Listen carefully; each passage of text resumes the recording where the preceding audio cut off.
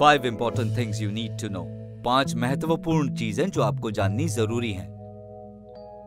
Stem cell therapy का प्रयोग पिछले कुछ वर्षों में काफी तेजी से बढ़ा है और इसके चमत्कारिक परिणामों को देखते हुए लोगों की या जन साधारण की जागरूकता काफी बढ़ी है और इसमें काफी रुचि भी हुई है। लेकिन ऐसे समय में स्टेम सेल थेरेपी करने के पहले किन चीजों को हमें ध्यान में रखना चाहिए?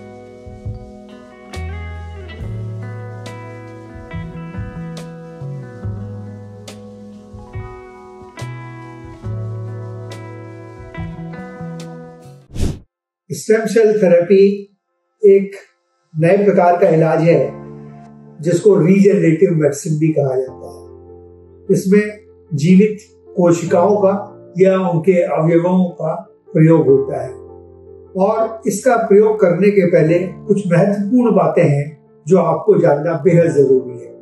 सबसे पहले तो ये कोई मेडिसिन नहीं है, ये एक सेलुलर थेरेपी है जिसमें स्टेम सेल्स या उनके डेराइव्ड प्रोडक्ट्स का उपयोग किया जाता है और इनको वहां प्रयोग किया जाता है जहां पर कोई ऑप्शन नहीं है ट्रीटमेंट का, जिनको हम लोग नो ऑप्शन डिजीज बोलते हैं। और इस प्रकार की डिजीज वो होती हैं जो स्टैंडर्ड ट्रीटमेंट को रिस्पॉन्ड नहीं देती हैं और डे बाई डे पेशेंट खराब होता जाता है।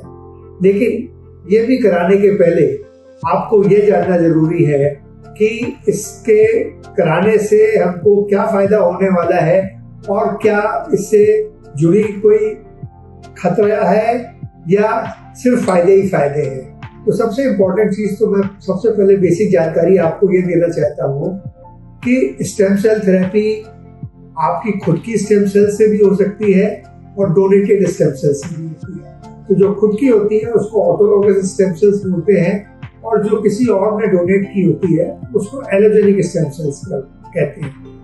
इंडिया पहला देश है जहां पर एलोजेनिक स्टेम सेल्स अवेलेबल हैं और फिलहाल ये घुटने की आर्थराइटिस के लिए अवेलेबल है और पैर में जो ब्लड सप्लाई कम हो जाती है उसके लिए अवेलेबल है। लेकिन इसके अतिरिक्त बाकी जो चीजें हैं जिसमें स्टेम सेल्स का प्रयोग हो रहा है वहां पर ऑटोलॉगस या मरीज के शरीर से निकाले गए टिश्यू से प्राप्त की हुई सेलुलर ट्रांसप्लांट्स को यूज किया जा रहा है। सेलुलर ट्रांसप्लांट इसलिए कहते हैं क्योंकि उसमें एक डेफिनेटिव टाइप की सेल्स नहीं होती बल्कि कॉकटेल ऑफ द सेल्स होती है और वेरियस ग्रोथ फैक्टर्स भी होते हैं। इसमें mainly bone marrow cellular transplant किया जा रहा है। इसके अलावा फैट से प्राप्त स्ट्रोमल वैस्कुलर फ्रैक्शन का प्रयोग किया जा रहा है।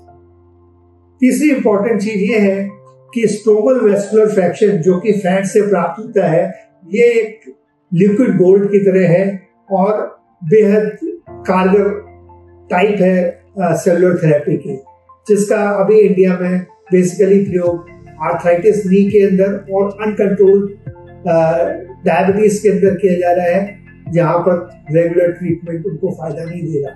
इसके अतिरिक्त ये एवियन हिप या एवेस्कुलर नेक्रोसिस ऑफ हिप जिसमें ब्लड सप्लाई कम हो जाती है हिप की, उसमें भी किया जा रहा है। और जब हम बात करते हैं कि भाई bone marrow derived cellular transplant की, तो उसका प्रयोग basically spinal cord injury, cerebral palsy, muscular dystrophy या अदर न्यूरोलॉजिकल डिजीज में किया जा रहा है।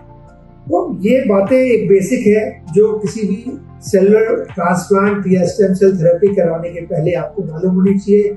लेकिन इम्पोर्टेंट चीज ये है कि अगर आपको मिडिल एज के बाद अपने खुद के सेल से सेलुलर थेरेपी करानी है तो आप फैट डेराइव्ड स्टेम सेल्स को या फैट डेराइव्ड सेलुलर थेरेपी को प्रिफर करें क्योंकि इसमें बोन मैरो से 100 गुनी ज्यादा ताकत होती है। और लास्ट में सबसे इम्पोर्टेंट बात यह है कि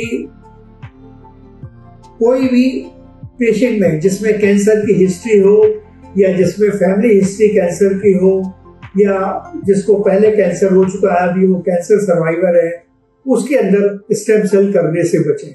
ये जानकारी आपके हित में दी जा रही है और जब भी आप कराएं तो किसी पर्टिकुलर एक प्रॉपर टर्शरी केयर हॉस्पिटल के अंदर ही इस प्रकार की प्रक्रिया को कराएं और किसी छोटे मोटे अस्पताल या क्लिनिक्स में ये सब कराने से बचें।